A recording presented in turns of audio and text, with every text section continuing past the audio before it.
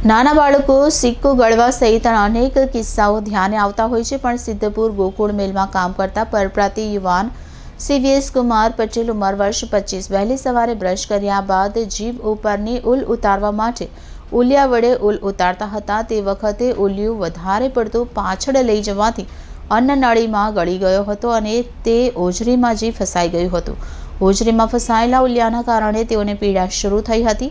તેઓના સાથે કામ કરતા કર્મચારીઓ તેઓને તાત્કાલિક સિદ્ધપુર ખાનગી દવાખાને લઈ ગયા।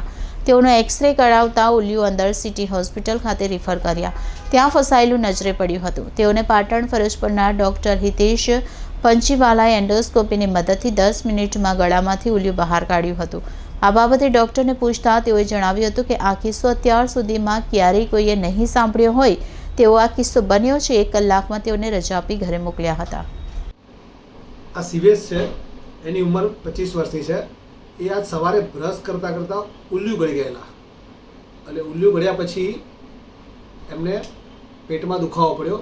તો એ પછી ત્યાં લોકલ ડૉક્ટર પાસે ગયા, તેમને એક્સરે કરાવ્યો। તો એક્સરેમાં આપ જોઈ શકો છો કે આ જે ટંગ ક્લીનર છે, આ ટંગ ક્લીનર આપણને પેટમાં હોજરીમાં દેખવા મળે છે। તો આ ટંગ ક્લીનરને અમે એન્ડોસ્કોપી દ્વારા હોજરીમાંથી રિમૂવ કરીએ છીએ અને લગભગ કલાકમાં પેશન્ટ કમ્પ્લીટ ઓલરાઇટ છે અને હવે અમે એમને રજા આપીએ છીએ। તો મારે એ જાહેર જનતાને જણાવવાનું કે તમે જ્યારે ટંગ ક્લીનર કરતા હોય, બ્રશ કરતા હો અથવા કોઈ પણ વસ્તુ મોઢામાં નાખો તો ખાસ ધ્યાન રાખવાનું કે આપણે બાય મિસ્ટેક એને ગળી ના જઈએ, અને જો ગળી જવાય તો ગભરાવાની જરૂર નથી। તમારે એવા નજીકના એન્ડોસ્કોપી સેન્ટરમાં જવું જોઈએ। તો આ બધી વસ્તુ એન્ડોસ્કોપી દ્વારા ઇઝીલી રિમૂવ કરી શકાય છે અને પેશન્ટ લગભગ કલાકમાં डिस्चार्ज मिल जाए। आम पेशेंट मोटा ऑपरेशन थी बची जाए। ये मेरा मित्र सी कुमार पटेल है, गोकुल कंपनी में काम करते।